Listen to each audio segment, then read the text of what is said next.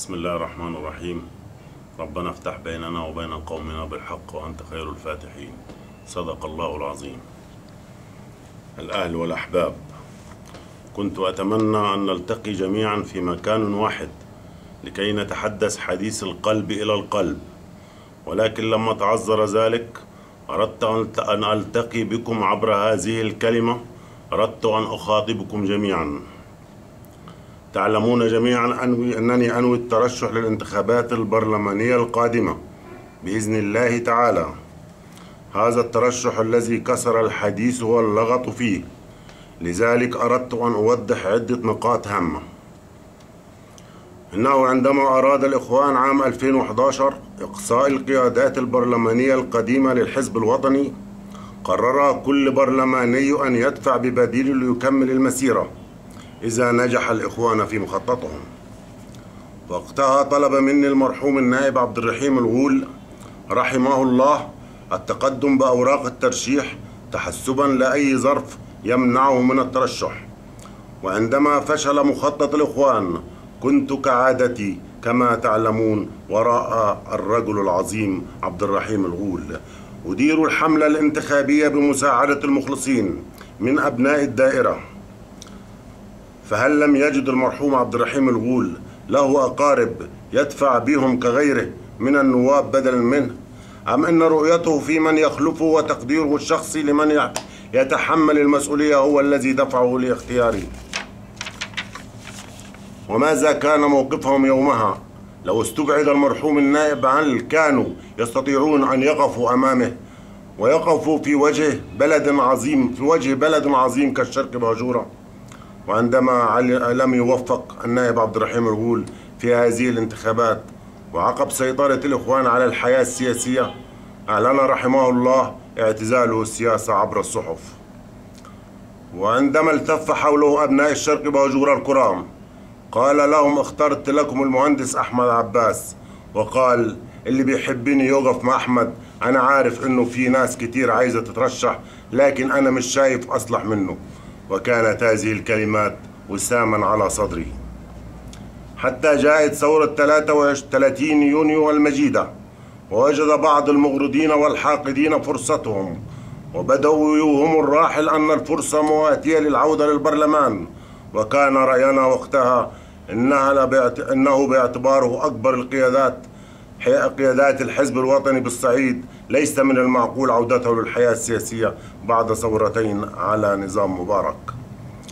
فصارع الحاقدون بتوسيع الخلاف في الرأي وحولوه من خلاف في الرأي إلى خلاف شخصي، محاولين أن يصوروني على أنني ناكر للجميل. وأعترف أمامكم وهو في ذمة الله إننا أخطأنا جميعا أنا وهو في هذا الأمر، بأن سمحنا للحاقدين بأن يستغلوا خلاف الأب والابن. ولكن لم يرد الله أن يغادرنا هذا الرجل ونحن على خلاف. فكم يعلم الكثيرون منكم أنني عندما علمت بمرضه سارعت بزيارته في القاهرة عدة مرات، وأرسلت له ابنته لتقوم على رعايته. وكان لقاؤنا حارا، لقاء الأب العاتب على ابنه والابن المخلص لأبيه. وقال لي أمام نجله إن زيارتك لي محت كل شيء من صدري، زرتني في الوقت الذي لم يسأل عني أقرب الناس لي. وانهمرنا بكاء ومكثت في القاهرة 12 يوما أتردد عليه كل حين وآخر، ويسأل عني زوجتي يوميا إذا تأخرت يوما واحدا. وعندما فاضت روحه إلى بارئها أصريت أن أشيعه إلى مسواه الأخير رغم معارضة الحاقدين. وحدث أثناء التشجيع ما يعلمه الكثيرين منكم، ولكن في جنازة عبد الرحيم الغول كان لزاما علي أن أحفظ الرجل حيا وميتا، وتغاضيت عن الصغائر وقبلت ما لم يمكن أن أقبله في موقف آخر. ولكنها جنازة عبد الرحيم الغول الأب والمعلم والقدوة والزعيم رحمه الله، الذي حزنت عليه حزن الابن على أبيه. فكما أن عبد الرحيم الغول هو القدوة للكثير من أحبابه، فقد كان بالنسبة لي شخصيا قدوة وأبا وزعيما لم أتخاذل يوما عن نصرته والوقوف خلفه، داعما مخلصا على حساب حياتي الخاصة، وحتى لا يزايد علينا أحد. رغم أننا لا نحمل اسمه، إلا أننا كنا أحرص الناس على سمعته. فطول مسيرتنا معا لم يأتي شخص ليقول أن أحمد عباس استغل اسم عبد الرحيم الغول في مصلحة خاصة لنفسه أو للآخرين، عكس غيرنا الذي كثيرا ما جاء من يشتكي منهم بأنهم استغلوا علاقتهم به في النصب على المواطنين، والدلائل موجودة. وتعالوا بنا إلى موقف إنساني يحرك المشاعر. أي جبروت هذا، بل وأي حقد الذي يمنع طفل مثل باسل أحمد عباس من أن يتلقى نظرة الوداع على جدته رحمها الله وأن يتلقى فيها العزاء؟ وهل من العدل والرحمة أن يمنع باسل أحمد عباس من أن يودع جده قبل أن يفارقه للأبد نتيجة لأحقاد دفينة وغل في الصدور؟ أما عن شخصي المتواضع فكلكم تعرفون أنني لم أكن بعيدا عن العمل السياسي طول 25 عاما، فورائي خلفية سياسية أعتقد أنها مقبولة مقارنة بالآخرين، وكنت ناجح في إدارة الانتخابات، حتى لقبتني الصحف القومية بمهندس الانتخابات. وكما تعلمون أن حق الترشيح للبرلمان ليس حكرا على أحمد عباس وحده، فليترشح كل من يجد نفسه فيه الكفاءة والقدرة، ولكن لتكن معركة شريفة يهنئ الخاسر فيها من وضع الناس ثقتهم فيه. ما قصدت أنني لم أهبط عليكم بالباراشوت لتعطوني ثقتكم، فأنا متواجد معكم دائما في كل مناسباتكم، لم أتأخر يوما عن صاحب طلب، ولم أغلق تليفوني في وجه أحد.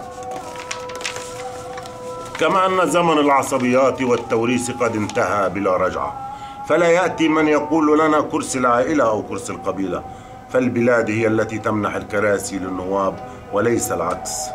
يتمنى كل الناس في نائبهم أن يتواجد معهم وبينهم يشاركهم أفراحهم وأحزانهم، فهل عاهدتم أحمد عباس إلا بينكم؟ أنا متواجد بينكم دائما خادما لكم، ولا يستطيع أي شخص أن يقنع الناس بتواجده إذا كان لا يعرف أهله أصلا، فكيف يقنعهم أنه سيسهر على خدمتهم وقضاء مصالحهم؟ أنا أعرفكم جميعا بالاسم فردا نشأت وتربيت بينكم. أعلم أن آراء الناس مختلفة في شخصي، ولكن ليس هناك من أجمع عليه الناس، حتى سيد الخلق اختلف عليه قومه، بل حتى رب العزة سبحانه وتعالى اختلف عليه البشر، فترى المؤمن والملحد والمشرك، ولله ورسوله المثل الأعلى.